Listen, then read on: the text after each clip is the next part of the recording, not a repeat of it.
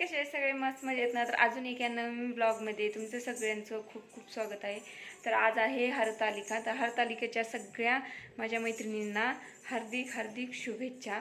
तर माझी पूजा झाली आत्ताच, कारण विराज झोपला होता तोपर्यंत मग मी पटकन पूजा करून घेतली. तर आता 2 वाजता माझ्या पूजा केली. तर अशा पद्धतीने मी पूजा करून घेतली हरतालिकेचे. तर काय झालं ना, आता इथं काय पानं जास्त भेटत नाही आहेत. तर आता जेवढ्या म्हणजे 7 झाडांची 7 म्हणजे फळ आणि फळं आणि फुलं असे 7 झाडांची तर अशा प्रकारे माझी ही पूजा झाली. तर 7 प्रकारचे पानं भेटली मला, 7 म्हणजे मोजून 7 प्रकारचे. तर मग मी इथं कणीस ठेवलं, इथं हे काकडी, केळी. तर अशा प्रकारे ही माझी पूजा झाली.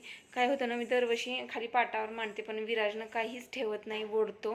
त्याच्यामुळं मी आज यावर्षी ना असं वरतीच देवांच्या शेजारीच मी पूजा मांडून घेतली. कारण काय होतं, गेल्या वेळेस मी अशाच प्रकारे शिवरात्रीची पूजा केली होती आणि त्यानं धूप घेतली आणि त्याला पोळली. त्याच्यामुळं मी यावर्षी ना अशाच प्रकारे वरती मी पूजा करून घेतली. तर कशी झाली तर नक्कीच सांगा. तर साधी सिंपलच ही पूजा आहे. तर जास्त काही मला साहित्य भेटलं नाही. जेवढं आपलं साहित्य होतं पूजेचं तेवढ्यामध्येच मी ही पूजा करून घेतली. माझी पूजा झाली आहे.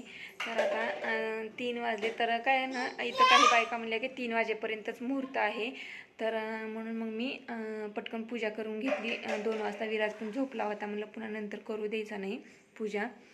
तर आजचा हा व्हिडिओ इथं छोटासा.